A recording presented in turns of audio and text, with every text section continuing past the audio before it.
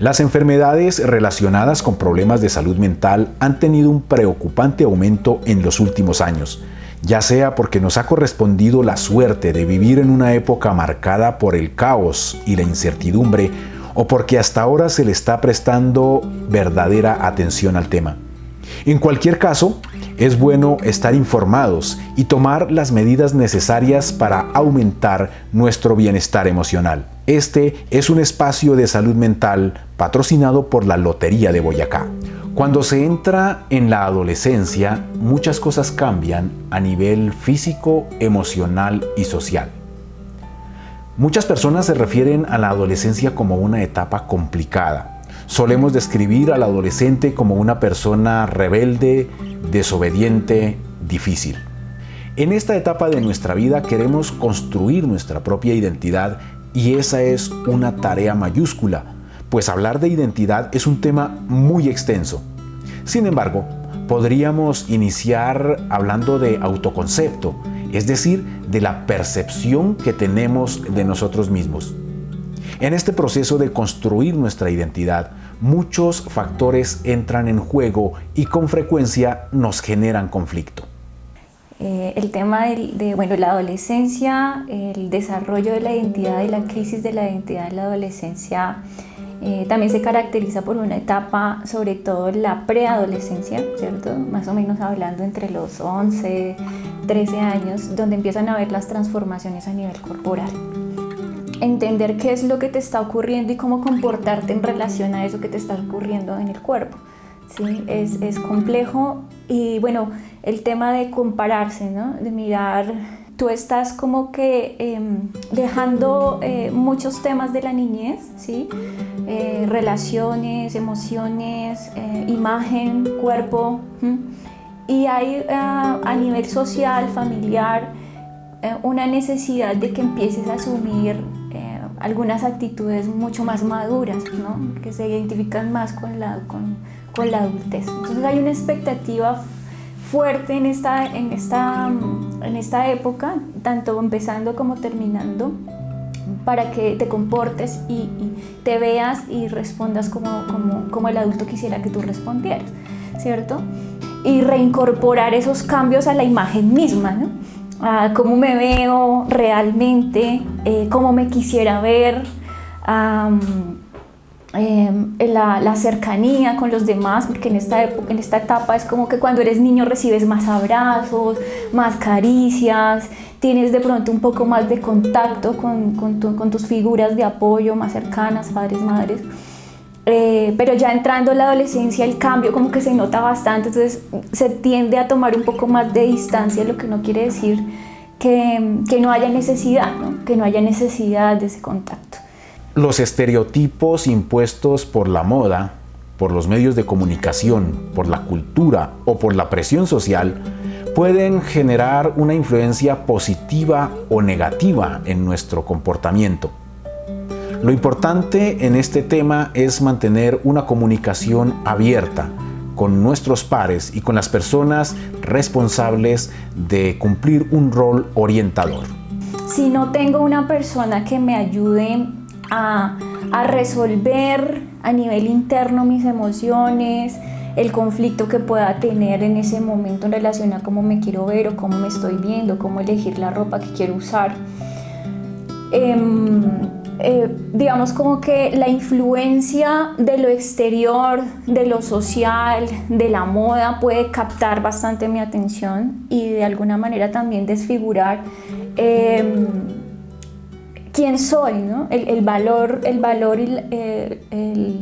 el autoconcepto y el valor que me doy del reconocimiento de mi propio cuerpo, ¿sí? Sea como esté, ¿no? Delgado, no tan delgado, alto, ¿no? Pero es la aceptación del propio cuerpo, ¿sí? Entonces, como está en un proceso de transformación que me presenta una nueva imagen y una nueva idea, y si no tengo a alguien que me ayude a construir eso hacia el interior, ¿sí? Hacia el interior quiere decir hacia mi propia valía, mi propio reconocimiento de mis puntos fuertes, de los no tan fuertes, de cómo quererlos, de cómo cuidarlos, de posicionarme, ¿no? De posicionarme dentro de mi primer territorio, que es mi cuerpo, y también pues en los siguientes territorios, que son mis relaciones.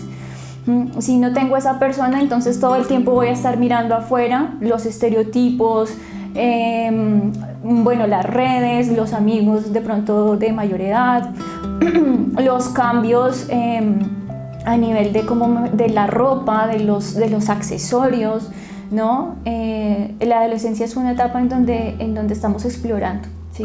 Y donde a nivel hormonal hay tantas cosas que buscamos también, nuevas experiencias y experiencias que nos generen emociones, ¿no?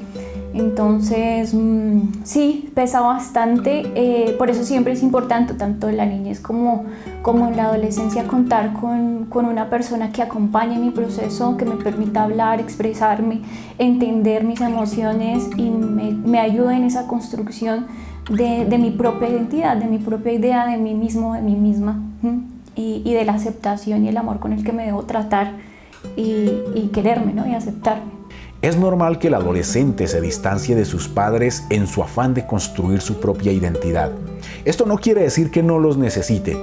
En este sentido, corresponde a los adultos buscar una comunicación asertiva que les permita mantener un vínculo fuerte, sin perder la autoridad, pero al mismo tiempo sin ser demasiado invasivos.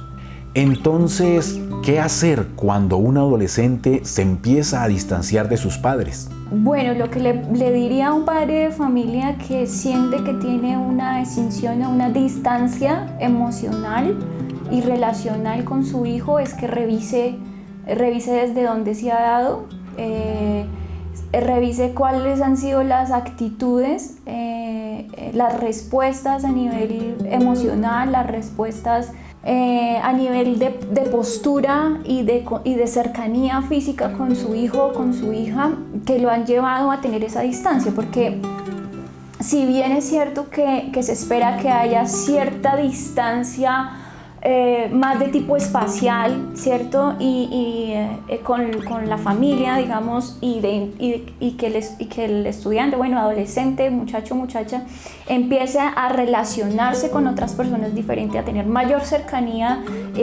con amigos, de pronto tener otros espacios diferentes a los del colegio, lo académico, y espacios diferentes a nivel familiar. No quiere decir que deba haber un rompimiento del vínculo emocional, ¿sí? Lo que muchas veces puede ocurrir es que como padres seguimos usando las mismas estrategias de crianza y de relación con nuestros hijos que usábamos cuando eran pequeños y no estamos como a la par también de la transformación que está sufriendo o que está llevando, no quiero decir sufriendo, que está presentando nuestro hijo, ¿sí? Esa transformación tiene que ver con sus procesos cognitivos, tiene que ver con un pensamiento diferente, un poco más formal, tiene que ver con una necesidad de hablar sobre la vida, sobre los temas de una manera más crítica, entrando mucho más al plano emocional. Y requiere ese interlocutor, ¿no? Ese interlocutor que es padre, que no es amigo, sino que es padre, realmente es una figura que me permite sentirme cómodo, es una persona que me permite de pronto conocer sus experiencias y también me da un espacio para hacer, ¿no? Entonces es un reto, tener un hijo siempre es un reto a nivel personal. Muchos padres de familia experimentan tensión a la hora de tocar temas sexuales con sus hijos. Algunos de ellos incluso evaden el tema y delegan esta responsabilidad a las instituciones educativas o de salud. Hablar del tema con naturalidad y confianza permiten a los padres ayudar a sus hijos a descubrir su sexualidad en todas sus dimensiones, no solamente en la parte genital, en donde recae gran parte de curiosidad e incluso de malicia. La sexualidad es algo que nos atraviesa toda la vida, ¿sí? Los seres humanos somos seres sexuados, y ese contacto, esa necesidad de contacto, de sensación de tranquilidad, de paz, de placer, es lo que nos lleva al desarrollo también y a buscar muchas cosas que hacemos en la vida diaria. Lo que ocurre es que se distorsiona el concepto del tema de la sexualidad a una de pronto hipersexualización o a un tema más de tipo funcional, biológico y deshumanizado también de las relaciones. Pero siempre está como esa pulsión, ¿no? Siempre está como esa necesidad de la relación, del contacto, de ese sentimiento que puede ser, por ejemplo, un abrazo, ¿no? Que puede ser un abrazo y el cariño también. Entonces, cuando no estamos acostumbrados a hablar de emociones, de cariño, de contacto, de caricia, de los espacios íntimos con nuestros hijos, sino que vivimos como cortando esas partes y muy enfocados en otros temas, en lo económico, en el trabajo, ¿no? En todo menos en esas necesidades de tipo relacional que tenemos los seres humanos como seres sociales. Pues entrar en una conversación de sexualidad va a ser más complejo, ¿cierto? Este sería un tema así como muy amplio en el aspecto de la adolescencia, pero puntualmente para los padres, mucho respeto del espacio íntimo, privado, pero también un acercamiento a nivel de conversación sobre esas necesidades, ¿sí? Sobre entender que la sexualidad hace parte de ser humano. Y de ser social.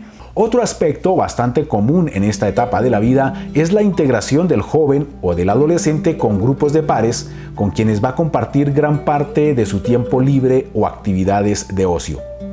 Esta situación hace parte del proceso y además es recomendable que se integren en diferentes grupos para dinamizar así su sano desarrollo socioemocional.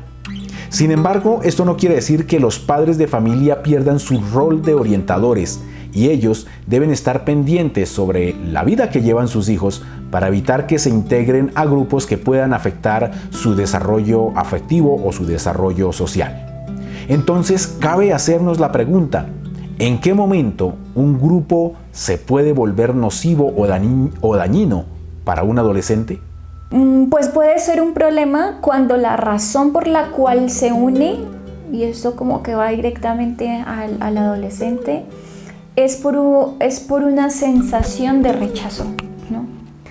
Entonces, cuando mi afiliación a un grupo está de por sí rechazando total mi rol social, ahí es donde yo ya empiezo a no asumir que realmente soy una persona que está aquí cumpliendo un papel importante y que mi rol sí es importante, ¿sí? En la sociedad. Lo que yo piense, lo que yo opine, lo que yo pueda generar con mis acciones, sí es importante. No asumir ese rol y estar de pronto en un grupo en donde hago todo por rechazo, ¿sí? O sea, hago las cosas simplemente por no dar la razón, por rechazar todo lo que se me ha dicho, pero no más, pero no construyo, no hago, no genero propuestas, no soy realmente auténtico y fiable en mi propuesta. Entonces no solo estoy generando ese rechazo, estoy dejando de asumir el rol que me pertenece como individuo dentro de la sociedad, sino que además me estoy quedando como en el pasado. La adolescencia, si bien puede ser problemática, es también maravillosa tanto para el adolescente como para los padres de familia, quienes adquieren nuevas experiencias y aprendizajes.